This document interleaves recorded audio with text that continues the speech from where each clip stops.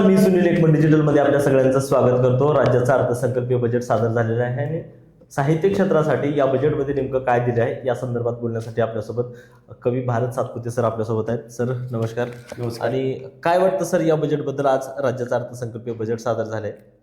आज जर पाहिलं तर यशवंतराव चव्हाण अनुवाद अकादमीची जी स्थापना करणार असल्याची घोषणा केली आहे.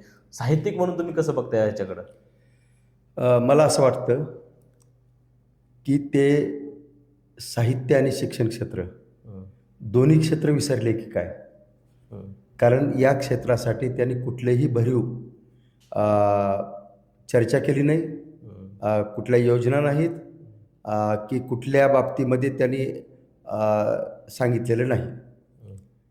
त्यातली एक गोष्ट तर एवढी विसंगतीची आहे की कागदविरहित प्रशासन म्हणे. आमचा शिक्षक मुख्याध्यापक त्या टप्पा देण्यामध्ये एवढा वाकला आहे की त्याला शिकवण्यापेक्षा फक्त रोज टप्पा द्यायचं काम करावं लागतं. आणि तीच ती माहिती की त्यांना शाळा करण्यापेक्षा टप्पा म्हणतात ते, आणि कागदविरहित तर शक्यच होईल असं मला वाटत नाही. त्यामुळं फारसं काही या क्षेत्राला या अर्थसंकल्पामध्ये स्थान नाही.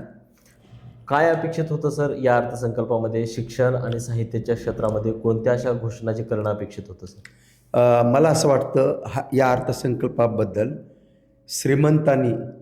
श्रीमंतांना जोडलेला हा अर्थसंकल्प आहे. हा फक्त मेट्रो, विमानतळ, रस्ते, शहर याच्याशी निगडीत आहे. याच्यामध्ये कुठेही ग्रामीण भागातल्या शिक्षणाच्या बाबतीमध्ये चर्चा नाही.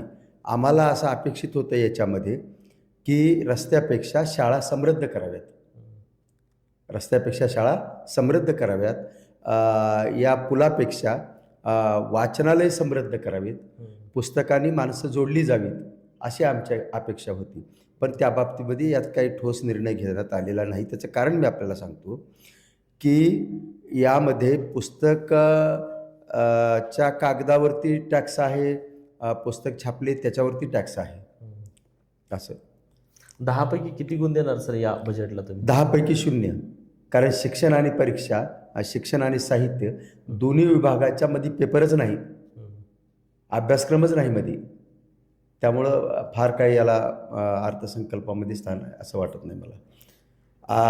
आणि दुसरं एक असं मला वाटतं की बाबा सारं खाजगीकरण दिसायला लागले. शाळेच्या उन्नतीचं काहीच नाही मध्ये. मी एके ठिकाणी विरोधाला असं म्हटले की सर्व क्षेत्रात खाजगीकरणच झालं तर सरकार कशासाठी? आणि टेस्ट ट्यूबमधून बेबी होणार असेल तर नवरा कशासाठी? असं. ओके, धन्यवाद sir.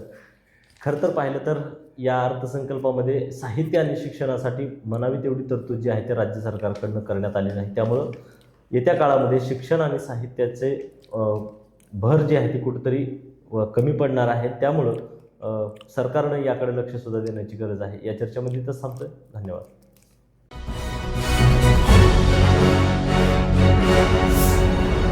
Thanks for watching Ekmat Digital.